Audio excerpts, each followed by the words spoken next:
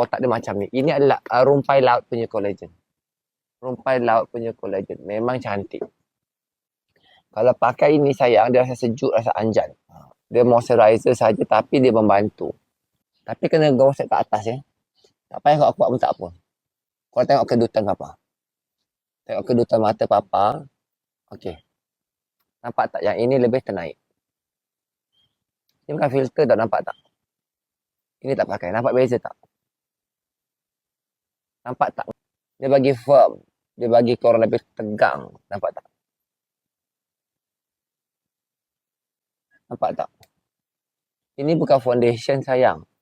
Apa angkat balik? Dia adalah jelly collagen. Mungkin yang tak faham ingat foundation ni. Dia bagi muka korang pinky-pinky. Nampak tak? Kalau nampak, kau ambil nampak. Nampak tak bagian mata ni? Ni bukan filter tau. Kalau filter sayang dua-dua tegang.